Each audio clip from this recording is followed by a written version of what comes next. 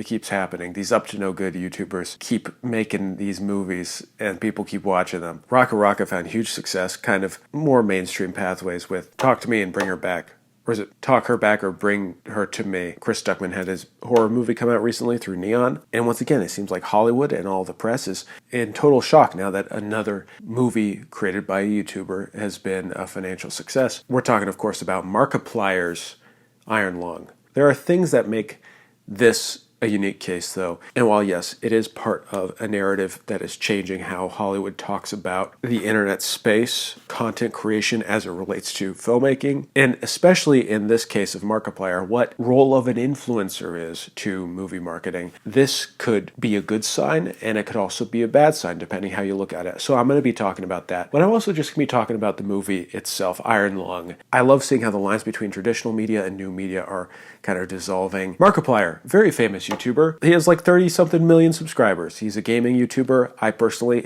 never watched him. Seems like a nice guy. People, have good feelings about him. There was an indie game that he played. I actually just watched him do like his Let's Play or whatever. I guess he was, making films, short films and stuff in his own right on his YouTube channel, etc. And he really wanted to self-finance and make this movie, direct and star in an adaptation of the Iron Lung video game. Some time has passed. He did that. He achieved his goals. What's unique about Iron Lung now, it is self-financed by Markiplier. It is self-distributed. It's independently distributed. Makes it especially unique and successful. Again, like Talk to Me, that was A24, Chris Stuckman's film, that was Neon. This is Markiplier basically having deals with theater chains to be able to release his movie. I imagine very little or basically non-existent marketing budget, $3 million budget reportedly. Markiplier, very successful man, but would this movie work? Would this be a success? Would this be a sign that YouTubers could make movies like this if they so chose to do? And the answer was resoundingly yes. This seems to be where the culture is heading, one might assume. However, is this just another outlier? I mean, it's different situations and different things. I mean, I think the issue that we're talking about, and before I actually talk about like the merits and quality and what I feel about the movie, when we talk about like YouTubers making movies, we're essentially just talking about like people of a certain side of the industry getting an opportunity or making an opportunity for themselves to produce a movie, which isn't unique. There have been plenty of films made by, independently or through small studios. Like, it's not super unique. I think what's unique is the parasocial relationship and like a famous YouTuber getting people to watch their movie. For Raka Raka making Talk to Me, that was a unique thing because that was kind of marketed not so much as a film by them, and they weren't really bringing their fan base over to see it. I mean, in some extent, to some degree they were, but that wasn't really the appeal of that film. It wasn't really marketed in that direction. It was just another A24 horror film, Chris Stuckman's film. While yes, it was like this is his big break, this is his moment where he's let's see what this YouTube critic, film critic, if he only talks the talk or if he can walk the walk. So this feels different because Markiplier is way more famous and successful than these other YouTubers, but Markiplier is like on another level. I mean, I would consider him, PewDiePie, Mr. Beast level. By spending $3 million or however much he spent on this film and distributing it to theaters, I think there's a fair bet that it would make money. However, it seems to have broken into the mainstream as something that people are interested in besides, fans of him. It's not something that his fans would necessarily, based on my understanding of his fan base, go out and watch. It's kind of a slow body horror, moody, existential horror film, set in one location. It's not what you'd expect, and I think that's cool. Regardless, I think this is a good thing. I do think that there's so much I wouldn't say democratization, but there's so much leveling of the playing field between all mediums of content. I mean, if you want to call it that. I mean, I hate the word content, but it's that's the way the TV executives and the film executives talk about it. That's how the people with money talk. They're trying to figure out, okay, how is this going to play in a movie theater? But more importantly, how is this going to play on Netflix? How is this going to play on, YouTube when people are talking about it, or when it's watched in clips or trailers? It's just all dissolving, all of these partitions. I think it's cool. I respect so much that he was able to achieve this and make something that, in my opinion, and kind of here's my thoughts about the film, is pretty decent. Nadia didn't get a chance to see this one, so it's just me this week. Sorry, everyone. Real quick, Nadia and I watched Punch Drunk Love in continuation of our PTA series on Nebula. You can go watch that on Nebula right now if you want to. We're going to talk about that at the end of the video. I think this is a pretty decent film. I don't think it's a great movie. Pretty fun and engaging. It's super flawed. I mean, as you could imagine anyone's debut feature film would be, regardless of if they're a YouTuber or not. You know, the fact that he stars and directs in this is really impressive, but also kind of like its fatal flaw. And this is not to discredit Markiplier as a director or as an actor. In fact, I think that the directing and the cinematography was really well done, especially considering this is a movie that is about, you know, a dystopian future where humanity's trying to survive somehow, and for some reason they're sending these missions down onto a moon that is made of blood, and they send like a little submarine down to go explore the depths, and this guy is on there. He's like called convict. He was prisoner for some reason. He's trying to gain his freedom. Basic premise, very simple, and it takes place in this submarine, and it's a confined space, which that's really hard to keep an audience engaged with that. It's very minimal. Like everything that happens in it is pretty minimal until like the very end. To be able to like direct the water droplets and all the sounds and all this stuff to keep the audience engaged, it's really impressive. That being said, this at times feels like a Shudder original or like a, that's not to be dismissive of the film or of Shudder. I love lots of Shudder original films, but it does feel kind of like it's limited in some ways. And I think for me, the movie really hinges on the performance. If you're going to have a movie that's set in a confined space with one actor, nearly one actor for the entire film, like it's got to be a really great performance. And I think that while Markiplier pretty decent and engaging to watch, I think there were some choices that really like limited the range of expression and feeling. And it feels like the movie is kind of like entirely whispered or yelled. There's a lot of like grunting, breathing, and like it's just from the beginning it's a lot of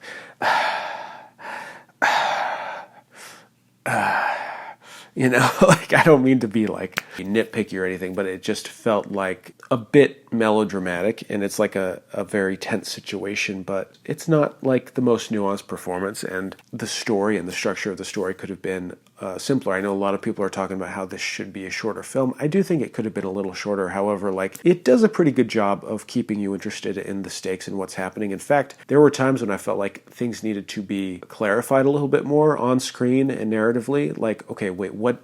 If he does this, what does this mean? If we're doing this, what does this mean? And I don't think it was intentionally muddled. I think that was like an issue. The stakes were explained, especially near the end of the film. Some of the like clarity on screen of what was happening was kind of hard to follow at the end. However, it really has this energy that's like fun to get with. Like it really does dread, sense of existential fear as much as it does right, and is like really trying to be moody with the camera angles and the wide lenses and all these things to make the space feel dynamic. After a while, you know, it, for me at least, the performance, the energy started to, you know, I think part of it was like, it was struggling to balance the tone of like Markiplier being like a star and also being like an actor, like more realistic in this thing. Like there were sometimes quips and like, I'm the Harrison Ford type, but also I'm like Dustin Hoffman type. I don't know, like something more gritty. Was struggling to find that balance. I wanted to like it more. There were parts where I was getting a little like tired, like, okay, we get it, the beats are repetitive. Maybe I'll just get into spoilers real quick so I can go over some of that. Spoilers for Iron Lung. 3, 2, 1, you've been warned. There's a moment where we're pulled up out of the ocean and he doesn't leave the submarine, but he's talking to someone, and I love how blood keeps dripping down, so we're like, oh, so it's an ocean of blood, okay, blood is dripping down the window, and they have to keep wiping it. He takes a photograph in this lab that they're in, and basically radiates everyone there, because down in the water, they need radiation to like take these really grainy-looking pictures, and that's the only way you can really navigate down there. Interesting concept. I know that's from the video game, but it's just a great simple like concept. I love it. He takes a picture which radiates people in there, like probably to a very, very dangerous and bad degree because of the way they freak out about it. After that, for like the next 10 minutes, like he keeps talking to the woman who's like commanding the mission, and they just keep bringing up the radiation. He just keeps saying again and again, like, I'm sorry, I didn't realize it was radiation. I'm sorry, I didn't realize that was that. I'm sorry about that.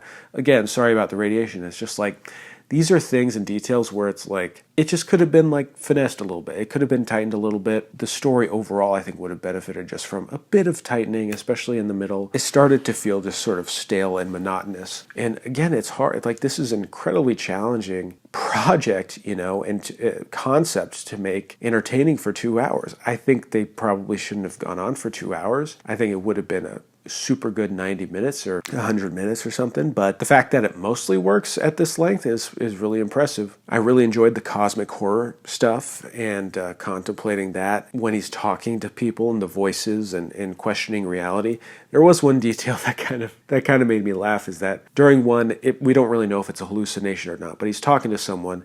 They call him Simon. Doesn't really catch that at first, but they say Simon, and then he notices that the audio box that he's talking to, it's unplugged. Well, holy shit, then where is this voice even coming from? Then he says, wait, how do you know my name is Simon? And I just thought he should have said, how do you know my name is Simon, before checking if the wire is cut, because that's kind of like, okay, clearly you're hallucinating if the wire's cut, but then you ask the Simon part, it's like, well, this is a nitpick, but that just annoyed me. Especially near the end with the stuff with the lockbox and everything, like, some stuff needed to be clarified and simplified, of like, what is his goal now? What's the point of this? What's the point? And I was kind of asking that too. Like, we need, like, I did enjoy like the chaos element, with the blood filling up and him having to swim to go get the lockbox, but I was like, wait, why does he need to get the lockbox? And then there was a lot of like shaky cam. He was like flopping around in the blood, and I'm like, I can't really tell what's happening. Basically, every time he's talking to the speaker, he like turns his head to look at the speaker, even though he's like navigating.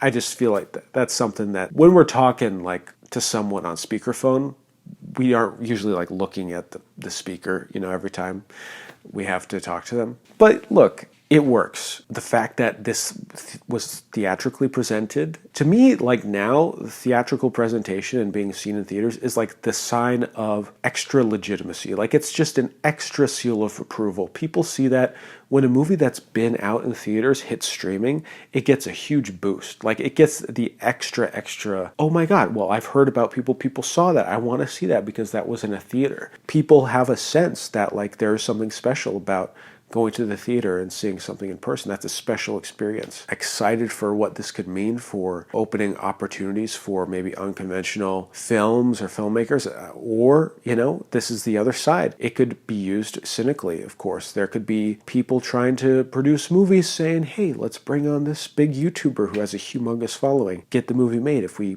cast them in it, or if we give them a producing role, or we let them co-write the script or something, because then it's their film. I think people will smell the bullshit if they do that, because that's kind of how the early days of YouTube were, where they would, make the Fred movie or something, and it was just like a cheap way to capitalize off of their success. So I don't know.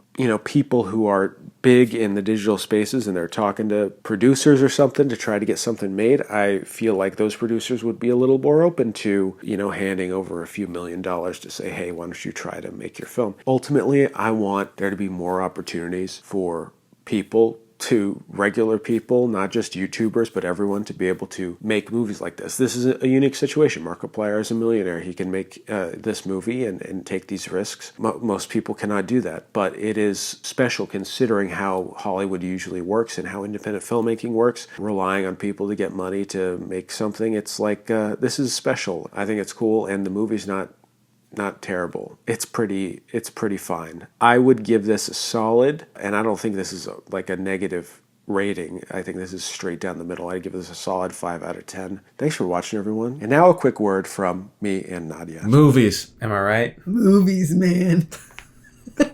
Speaking of movies, we're producing a miniseries on Paul Thomas Anderson right now. Nadia is watching his entire filmography for the first time ever. We just watched Punch Drunk Love and There Will Be Blood. Did you like them? You're going to have to watch the videos to know. Wow, you're going to make me wait too.